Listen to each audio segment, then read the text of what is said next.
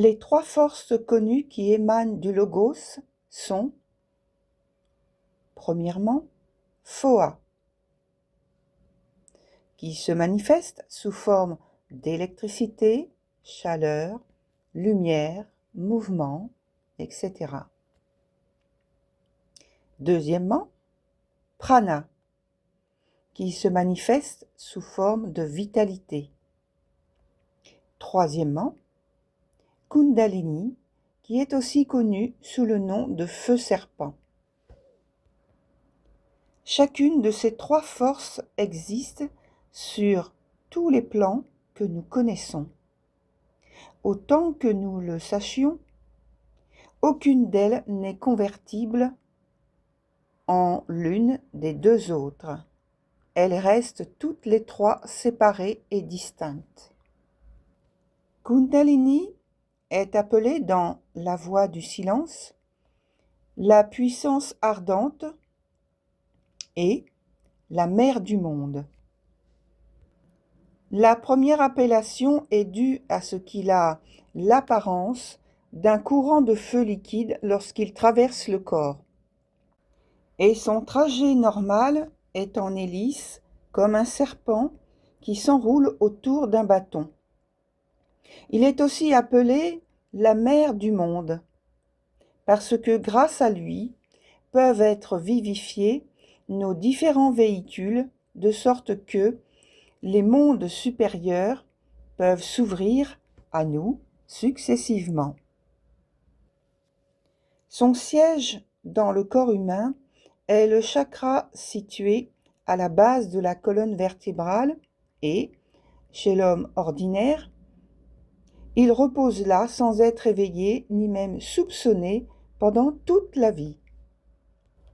Il est bien préférable qu'il reste ainsi en sommeil jusqu'à ce que l'homme ait atteint un certain développement moral, jusqu'à ce que sa volonté soit devenue suffisamment forte pour le maîtriser et ses pensées suffisamment pures pour lui permettre de faire face à son éveil sans aucun danger.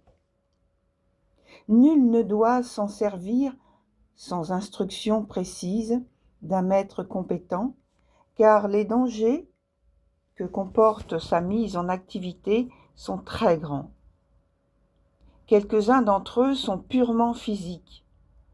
Son activité non maîtrisée produit souvent des douleurs physiques intenses et il peut aisément déchirer les tissus et même détruire la vie physique. Il peut aussi causer des dommages permanents à des véhicules supérieurs au corps physique. Un des effets les plus fréquents de son éveil prématuré est qu'il se précipite à travers le corps vers le bas au lieu d'aller vers le haut et stimule ainsi les passions les plus indésirables, les excite et intensifie leurs effets à tel point qu'il devient tout à fait impossible à l'homme de leur résister, car il est totalement impuissant en présence de la force qui vient d'être mise en activité. De tels hommes deviennent des satyres, des monstres de dépravation, cette force étant au-delà des limites normales de la résistance humaine. Ils peuvent probablement acquérir certains pouvoirs supranormaux, mais ceux-ci sont tels qu'ils les amènent en contact avec un ordre d'évolution inférieur et qui n'est pas destiné à avoir des relations avec l'humanité. Et faire cesser cet esclavage peut demander plus d'une incarnation. L'éveil prématuré de Kundalini peut avoir d'autres conséquences désagréables. Il intensifie toutes les caractéristiques de la nature humaine et il atteint les qualités les plus basses, plus facilement que les qualités supérieures. Dans le corps mental, l'ambition est très facilement éveillée et bientôt s'enfle démesurément. Enfin, cet éveil prématuré produirait sans doute une grande intensification de l'intellect accompagnée d'un orgueil anormal et satanique, absolument inconcevable chez un homme ordinaire. Un homme non averti chez lequel Kundalini aurait été éveillé accidentellement devrait immédiatement consulter quelques personnes parfaitement au courant de ces choses.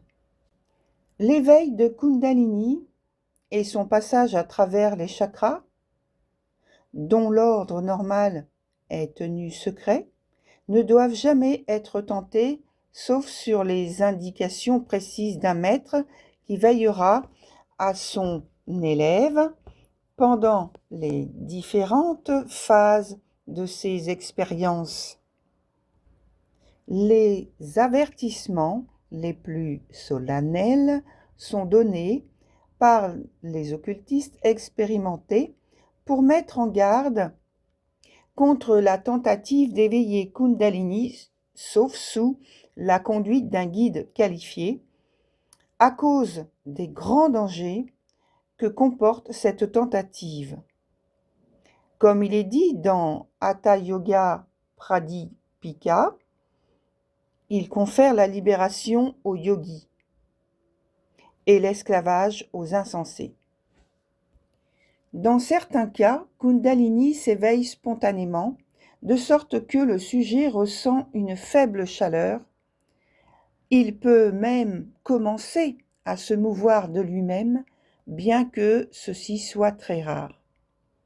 Dans ce dernier cas, il causerait, probablement, de grandes douleurs, car son passage n'étant pas préparé, il serait obligé de se frayer un chemin en brûlant une grande quantité d'impuretés éthériques, ce qui est nécessairement douloureux.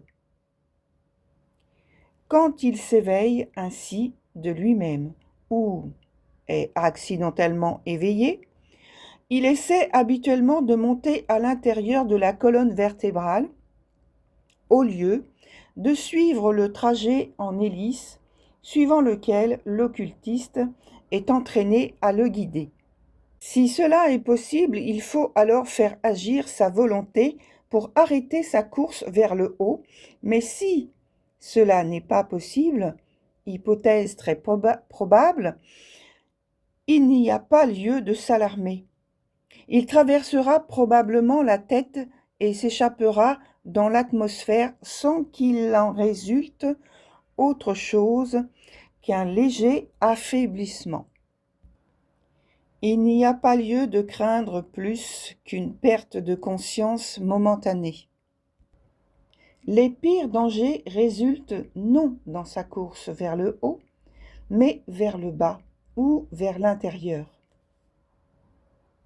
Sa principale fonction, en ce qui concerne le développement occulte, est, par son passage à travers les chakras du corps éthérique, de les vivifier et d'en faire des portes de communication entre le corps astral et physique.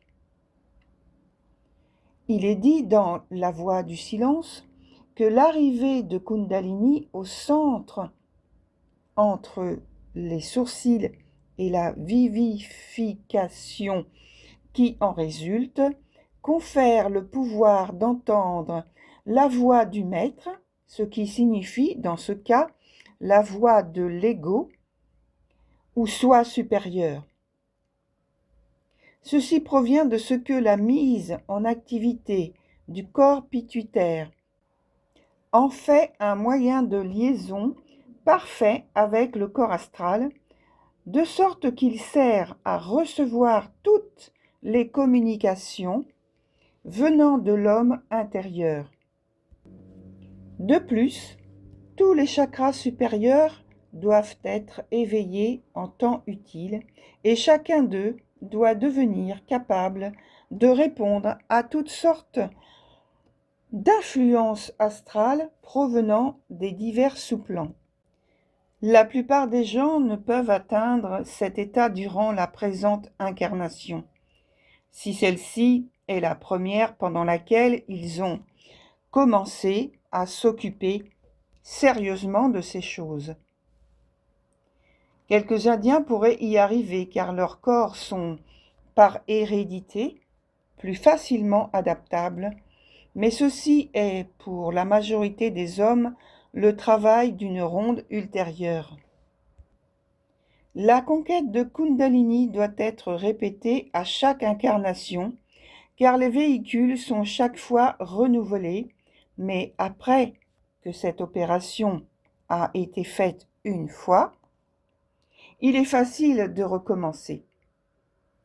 Les conséquences varient suivant les différents types d'individus. Quelques-uns voient le soi supérieur au lieu d'entendre sa voix. De plus, ce rattachement au principe supérieur se fait en plusieurs étapes. Pour la personnalité, il signifie l'influence de l'ego, mais pour l'ego lui-même, il signifie l'influence de la monade. Et enfin, pour la monade, il signifie devenir une expression consciente du logos. Il ne semble pas qu'il y ait de limite d'âge pour l'éveil de Kundalini, mais la santé physique est absolument nécessaire étant donné l'effort impliqué. Le symbole ancien était le tirs, c'est-à-dire un bâton terminé par une pomme de pin. Dans l'Inde, le symbole est une tige de bambou à 7 nœuds. Dans quelques variantes des mystères, on employait, au lieu du tirs, une tige de fer creuse qui était censée contenir du feu. Le bâton, ou la tige à 7 nœuds, représente la colonne vertébrale avec ses 7 chakras. Le feu caché est évidemment Kundalini. Le tirs n'était pas seulement un symbole, mais aussi un objet d'usage pratique. Il constituait un instrument magnétique très puissant, employé par les initiés pour libérer le corps astral du corps physique lorsqu'ils voulaient atteindre en pleine conscience la vie supérieure. Le prêtre qui l'avait magnétisé le plaçait au contact de la colonne vertébrale du candidat pour lui transmettre de cette manière une partie de son propre magnétisme et l'aider à surmonter les difficultés de la vie qui s'ouvraient devant lui.